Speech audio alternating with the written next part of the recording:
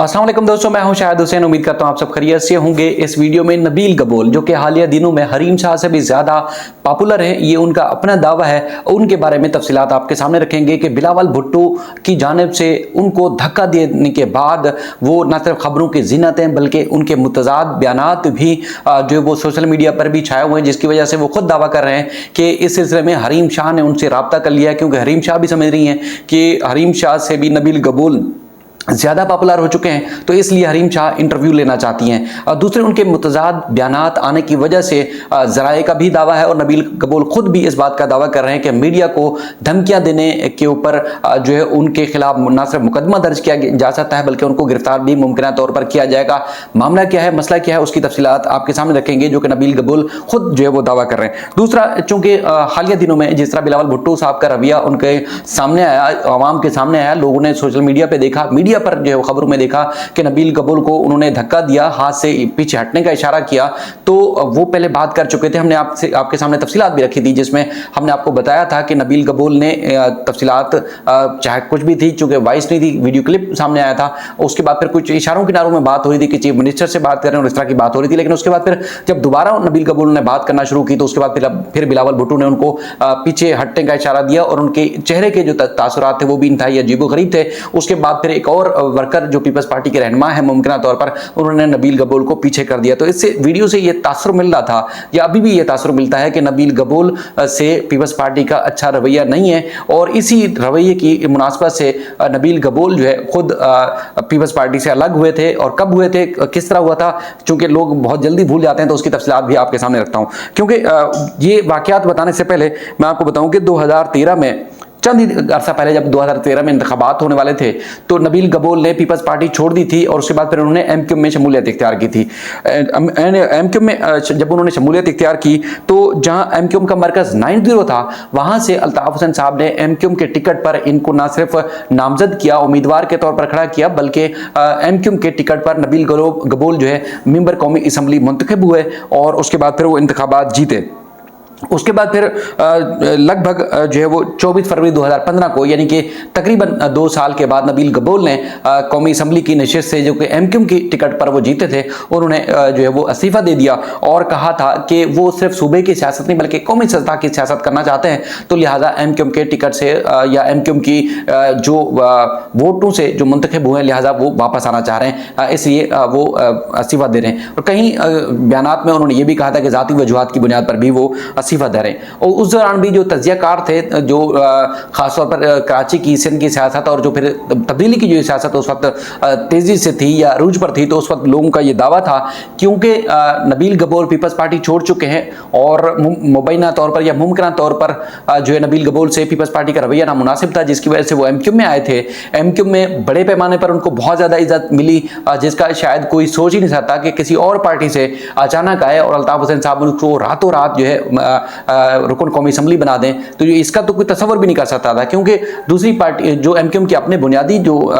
Workers से, यानी कि निचली सतह से जब ऊपर आते हैं, यानी कि आप यूनिट इंचार्ज बनते हैं, सेक्टर इंचार्ज बनते हैं, सेक्टर मेंबर बनते हैं, उसके बाद फिर इस तरह जो एमक्यू की एक तंजीमी ढांचा था, उसमें जो है वो फिर एमपीए, एमएनए, ये सेनेटर जो है मुंतखब कराया जाता था, यानी कि अपनी गरीब गुरबा और पसमानदा इलाकों में रहने वाले जो पार्टी के वर्कर थे, उनको जो है खास तौर पर जो है वो ऊपर लाया जाता था, उनको जो है वो एमक्यू में टिकट देकर उनको मुंतखब कराया जाता था। और बड़ी तादाद में, लाखों की तादाद में, जहां हज़ारों की तादाद में भी अरकान को वोट नहीं मिलते, वहाँ एमक्यू के जो रहनुमा, मुंतखब होने वाले रहनुमा थे, वो लाखों की तादाद में वोट लेके, यानी कि सबसे ज़्यादा वोट लेने वाले एमक्यू के जो है रुकन कौमी असम्बली या सूबाई असम्बली हुआ करते थे। और अब भी शायद हालात तब्दील हो जाएं, लेकिन यह है कि नबील गबोल भी इसी तरह भारी अक्सरियत से इंतखाबात जीते थे 2013 में, और उसके बाद फिर वो रुकन मुंतखब हुए, लेकिन 2015 में उन्होंने ये छोड़ दिया था उहदा। उसके बाद लोगों का जो तजिया निगार थे, जो नबील गबोल को जानते थे, हालात व वाक़यात को भी जानते थे, उनका उस वक्त ये दावा था कि नबील गबोल जो है पीपल्स पार्टी छोड़ चुके हैं, एमक्यू भी छोड़ रहे हैं, तो लिहाजा लोगों का ये तासुर था, नून लीग की तरफ ये जा नहीं सकते, तो लिहाजा ये पीटीआई में शमूलियत इख्तियार करेंगे। लेकिन पीटीआई में शमूलियत इख्तियार नहीं की, कुछ अर्से तक गायब रहे, उसके बाद फिर दोबारा से वो पीपल्स पार्टी में आए, लेकिन पीपल्स पार्टी में उस वक्त वो अपना मकाम खो चुके थे। तो लिहाजा पीपल्स पार्टी के एमएनए तो रहे, पीपल्स पार्टी के रहनुमा तो रहे, लेकिन यह कि वो अपनी मरकज़ी मरकजी सतह पर, फैसला साजी की सतह पर, जहां कराची फोकस हो रहा था, कराची को फोकस किया जा रहा था पीपल्स पार्टी की तरफ से कि कराची को हर सूरत फतह करना है, वहां नबील कबूल को जो अहमियत नहीं मिल पा रही थी, जिसका आपने उस दिन वीडियो में भी देखा कि पहले बात बिलावल भुट्टो साहब ने उनकी जरूर सुनी, लेकिन दोबारा उनकी बात को अहमियत नहीं दी। इसी चीज को अगर देखा जाए तो नबील कबूल जो है मुतसाद बयान दे रहे हैं। एक तरफ वो कहते हैं जी अगर मुझे कोई धक्का देता तो मैं उसको थप्पड़ भी मारता, दूसरी तरफ कह रहे हैं कि मैंने चूंकि वीडियो वायरल होने पर कुछ सहाफियों को धमकियां दी, सिंध की पुलिस और पीपल्स पार्टी की क़यादत उनको गिरफ्तार करना चाहती है और उनको बंद करना चाहती है, तो लिहाजा इनके जो एक बार फिर लगता है कि जो दरारें हैं पीपल्स पार्टी से, जो रास्ते हैं वो जुदा होने वाले हैं और काफी तेज में जो है नबील कबूल मुख्तलिफ इंटरव्यूज में नजर आ रहे हैं। 3 वीडियो के अलग अलग जो है उन्होंने उनके जो बयान हैं वो आपको मैं सामने रखता हूं। उसमें उन्होंने एक तो ये कहा कि मैं मानता हूं कि चेयरमैन बिलावल भुट्टो ने उनकी बेइज्जती की है, उन्होंने ये खुद तस्लीम किया, और उसके बाद फिर उन्होंने कहा कि जो है मेरी बहुत ज्यादा बेइज्जती हुई है, लेकिन मैंने लियारी वालों के लिए ये जो बेइज्जती थी वो बर्दाश्त की, चूंकि मुझे लियारी वाले अजीज हैं, 16-16 घंटे की लोड शेडिंग हो रही है, तो मैंने लियारी की आवाम की खातिर जो है ये सारी चीज की है। और उन्होंने कहा कि मुझे लगता है कि मुझे गिरफ्तार किया जा रहा है और मुझे गिरफ्तार भी करें तो बड़ा शौक से कर लें, और उन्होंने कहा कि मुझे कहा जा रहा है कि मेरे खिलाफ जो है मुकदमा दर्ज किया जाएगा, सिंध की पुलिस जो है मेरे खिलाफ मुकदमा काट रही है और मुझे धमकी भी दे रही है। तो उनका कहना था कि मैं खासकर जो है वो ये चीज़ आपको चूंकि मैंने बयान दिया था, वो कहते हैं कि सहाफ़ियों को कि मैं घर में घुसकर मारूंगा, तो उस बयान के ऊपर जो है मुझे जो है वो मुकदमा जो है वो दर्ज किया जा रहा है। उन्होंने कहा ये सारी बातें तो मैंने घर में घुसकर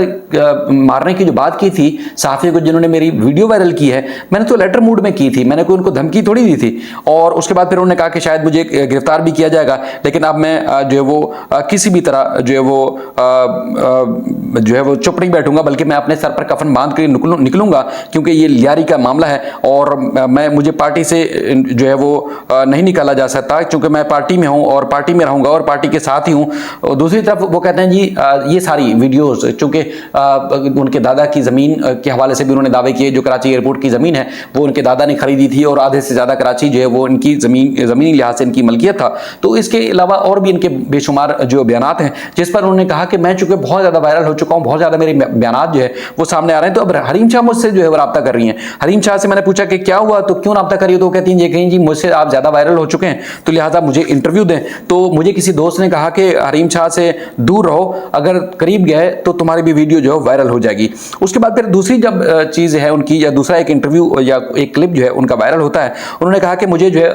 बिलावल भुट्टो ने धक्का ही नहीं दिया, यानी कि ये पहले का जुमला है उनका कि बिलावल भुट्टो ने मुझे धक्का ही नहीं दिया। उस वक्त जो है अगर मुझे धक्का देता तो मैं थप्पड़ मारता, जब कहीं अगर किसी की इज्जत ही नहीं है तो फिर उसके बाद फिर वहां बैठने की जरूरत नहीं है। मैं उन्होंने कहा कि मीडिया वाले जो है, मीडिया वालों को आप मादरत के साथ उन्होंने नाजेबा अल्फाज इस्तेमाल किए, खासतौर पर कैमरामैनों के लिए जिन्होंने उनकी वीडियो वायरल की, कहा कि मैं घर में घुसकर जो है उनको मारूंगा और मैं उनको ढूंढ रहा हूं और उनको जो है तलाश कर रहा हूं, क्योंकि बिलावल भुट्टो साहब ने मुझे तो डांटा तो नहीं था, ना ही धक्का दिया था, बल्कि उन्होंने थपकी दी थी और थपकी देके मुझे पीछे किया था। बाकी वो बार बार ये कह रहे हैं कि देखें जी लियारी की आवाम के मसाइल हैं, हम कुछ नहीं कर पा रहे, लोड शेडिंग का मसला है और लोड शेडिंग जो है वो अरूज पर है, तो इसलिए चेयरमैन बिलावल भुट्टो ने जो कुछ कहा जो है उसकी तस्दीक जो है खासतौर पर चाहे मेयर मुर्तज़ा वहाब साहब हैं या उसके बाद फिर सईद गनी है, उन्होंने भी इस बात की तस्दीक की थी, लेकिन ये है कि ये जो वाविला है वो झूठा और मनगढ़ंत है। बाकी मजीद आने वाली वीडियोज़ में भी इस सिलसिले में भी जो तफसीलात होंगी आपके सामने रखेंगे। अपना ख्याल रखिएगा। अल्लाह हाफ़िज़।